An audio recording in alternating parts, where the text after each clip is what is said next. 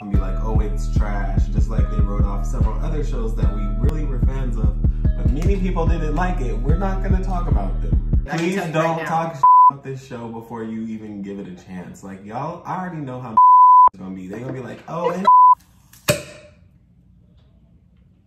we don't give a about none of that shit.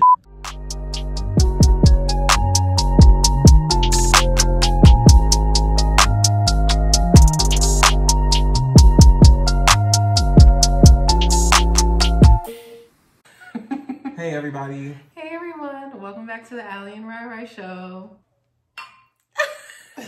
Ryan and I wanted to come on camera to basically talk about the upcoming series, Bridgertons, on Netflix. Now, to preface this video, we really wanted to make sure that it comes across how dedicated fans we are to the historical drama series / movies community. One thing about it is that there's not a lot of representation for Black people or the LGBTQIA community. There's just really not a lot of representation on historical shows. So whenever there's a show that has any kind of diverse cast or representation, because it's already not based on factual events that happened, it's all about a dramatization of loosely historical events that occurred. Nothing, even on the historical channel, is literally fact for fact for fact. So why can't they put Black people in it? Why can't they put Black people inside of these shows? That's why Bridgerton is such like a crazy series right now. This is something that, you know, no one really even talks about. And here we are. We finally have a full Netflix production produced by a Black woman that is based on a historical drama. No, it's not factually true. There was no one, there's not a real family named Bridgertons. They don't have any political history, nothing like that. Just a loosely dramatized interpretation of a historical era. And why wouldn't you have people of color on a show that isn't actually factual? Right. It should be like any other show where you have to have a certain number of Black people on the show to make it seem culturally appropriate. I just feel like there's no reason why Black people shouldn't be cast a part of these shows. But we just watched the, what is it called? We just watched the trailer. Official trailer that's on the Netflix YouTube page. And I'm gonna just go out and say it. The lead character, yeah, don't know his name yet. His name, Bridgerton, the British actor. I don't know his name on the Bridgerton show, but he's hot. Yeah, definitely. He's a great leading man. Widow's Peak and all. What I know of the Bridgerton series is that it's like a regular historical drama series. It's a book series. It's all about finding love. Yeah, so it's based on the Bridgerton family, which is the white people in the show. They have a bunch of siblings, girls and boys. And you know, in historical dramas, the main thing is getting your kids married. You just have to get them married. That's all the way from Pride and Prejudice to just any other show that you could watch. They want to get their kids married off. Well, each book that's in the series is based off of a different Bridgerton sibling and their, you know, journey through love. Yeah, it has a Gossip Girl element. Oh yeah, because there's like a lady who's writing about all of the tea that goes on. Yeah, basically like old day tabloids. I like it. I think it's going to be interesting. I feel like people are going to be quick to like write it off and be like, oh, it's trash, just like they wrote off several other shows that we really were fans of, but many people didn't like it. We're not going to talk about them. I just want to say, what do you need to say? We have watched every single historical drama that has a Black person in it. If you look up historical dramas with Black characters, I've seen it. And even without Black characters, we have seen those shows. I know it's a niche genre. I know it's hard not to be a lot of people. It's hard to be a fan. We know that it's a niche thing. We know that not everybody likes it. Many people dislike. But it's so comforting when you find somebody that likes it. There's this like element of fantasy meets magic meets there's always history. I just like being transported to a different time. What I'm hoping that I'll see out of this, what I would really like to see from Bridgerton, is just like them not making the Black people in there have this like overly racial story. I don't want it to just be like, oh, they're Black. Do you think they're gonna have a racist element on the show? I definitely think so. If you haven't seen the trailer, the royal family in the show is black. Right. And I don't think it's gonna have an explanation. It shouldn't have an explanation. It should just be natural because it's fictitious. It's not real. It's not real. So why do we have to bring it up? But I hope that they don't have any like racist aspect of it, because it's like if your queen is black, and you can't be mad. You can't be mad. But I feel like they're going to be like, oh. I think it might come up. They're black and they're powerful. Somebody will That's on a stage always or something. Yeah. They're always mad at the black person in any show. I don't care. And they're always mad at the king or queen.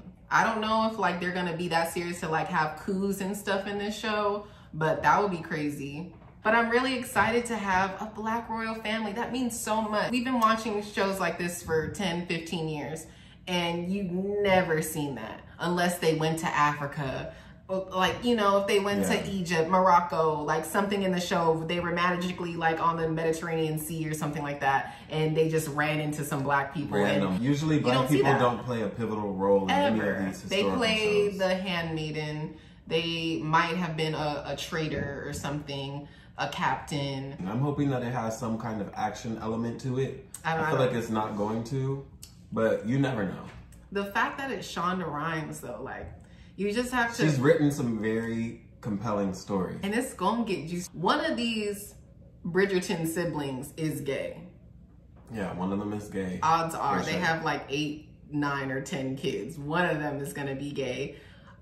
We already saw in the trailer that, you know, one of the white girls gets with an interracial couple. Yeah. That's gonna happen. I just want to say that it's a very overdone genre. It's a very played out. It's like, oh, the black man falls for the white girl. Oh my gosh. I don't think it's gonna be like that. So I went on Goodreads and actually like looked into some of the Bridgerton books because they were written in like the 90s or something. Or like the early 2000s. So much. Yeah, I'm on Goodreads all the time. So then I read the synopsis of the first book, and that's gonna be basically the whole fake dating trope, which if you read romances, that is a big trope. It said that basically the guy who's in the trailer, still don't know his name. I think he's a prince. He has to be royalty. They said he was the Duke or something. The Duke. I don't remember what. I think the first book is called like The Duke and I or something in the Bridgerton series. So he has to be like a Duke. He's related to the royal family. He's fine. One of the only black men on the show. You know, probably like it'll be hard to miss him. If he's a duke, then the queen has to be like his grandma or like his great aunt or something. Yes. And then I feel like the queen is on his back over and over and over and like, you need to get married, you need to settle down. You know, that's historical drama jargon. And then he sees one of the Bridgerton girls, and I guess she doesn't really want to get married either. That's how fake dating has to start. They both don't want to be in a relationship, so they date each other. It's basically, this whole thing is like Gossip Girl meets Pride and Prejudice. That's the whole... It's it. And if you haven't seen either of those... They have a bunch of kids, they need to get them married, but then there's also this element of and they're all rich, they're not poor. Tabloid kind of... That's what we trying to... If you haven't watched either Gossip Girl or Pride and Prejudice, please don't watch the show. You're not going to like it. Please don't talk about this show before you even give it a chance. Like, y'all, I already know how it's going to be. They're going to be like, oh, and so weak. What the I hate watching historical dramas. We don't give a about none of that shit. Let me just tell y'all something real quick. If have something to say about the black people in this show, I'm going to run up on them. Period. Because there are not enough shows with this much of a white following. Because you know it's going to be mostly white people watching this. White people love historical dramas. Black people don't like historical dramas. We don't want to go back in the past. It's just, this people is so racist. Different. I can already hear the critics and the haters. Just please don't talk about the man in this. Because first of all, he's cute. We need more shows like this. This is just, I want this to be successful so that we can have more shows that show black people in the past, in a past time, in the history. Netflix needs to jump on this bag. Hulu needs to do another show. The Great had a lot of black people on the show, but not a lot. The Great was good. And Spanish it was Russia. Princess was good. It has black people. I'm saying like HBO. Game of Thrones had like 2 black people throughout the seasons. Sunday and Grey were. This will probably be canceled after 1 season because they're going to be like, oh, there's black people in Emily in Paris gets renewed, which we did watch. And we like. Let's not even front. But if Emily in Paris gets renewed, this should get renewed. And this is just a preliminary video. We're gonna definitely come back. Oh yeah, we'll come back. Else. It comes out on Christmas, December 25th. Stay tuned for that. Definitely. And we will keep you updated on how, if it is good or isn't good. We'll be honest. No, definitely. We're not about to just say it's the best show ever just Never. because it has a couple black people on there. Like, no. We're going to tell you if it's corny, if it's really corny. But I'll tell you if it's good too. But it might be good and corny at the same time. Make sure you stay tuned to the channel. Catch us later. See us in 1820 or whatever year this took place in. Catch us there. Period. And to all the 5 people that consistently watch our videos, thank you so much. We do it all for you. You're the only reason why. We'll see you guys in the next video. Maybe when it actually drops or something, we'll figure out how to do a podcast or whatever. So yeah, so we'll see you guys next time. Bye.